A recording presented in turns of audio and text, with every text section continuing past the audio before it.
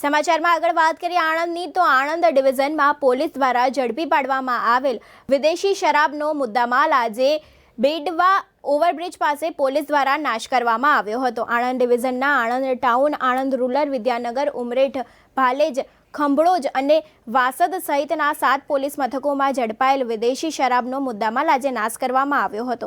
કોર્ટના આદેશ બાદ પ્રાંત અધિકારી વિમલ બારોટ અને ડીવાયએસપી જે.એન. પંચાલે વિદેશી શરાબની બોટલો ગણ્યા બાદ વિદેશી શરાબ પર બુલડોઝર ફેરવીને દારૂનો નાશ કરાવ્યો હતો અને દારૂની નદીઓ વહેતી હોય તેવા દ્રશ્યો પણ સર્જાયા હતા। આણંદ ડિવિઝનમાં ઝડપાયેલા વિદેશી શરાબની 55,429 બોટલો, જેની કિંમત રૂપિયા 1.10 કરોડ હતી, તેનો નાશ કરવામાં આવ્યો હતો।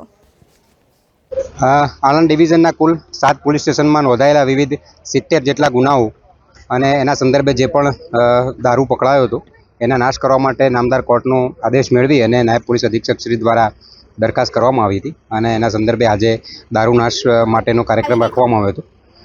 કુલ 7 પોલીસ સ્ટેશનના 70 જેટલા ગુના અને એમાં 55,000 કરતાં વધુ બોટલ અને એની કિંમત 1,10,00,000 કરતાં વધુ થવા જાય છે। એની બોટલની મારી વિવિધ ટીમો દ્વારા પોલીસ સ્ટેશન વાઇઝ અને ગુના વાઇઝ એની ગણતરી પણ કરવામાં આવી છે અને ગણતરી કરી અને ત્યારબાદ હવે એનો નાશ કરવામાં આવી રહ્યો છે।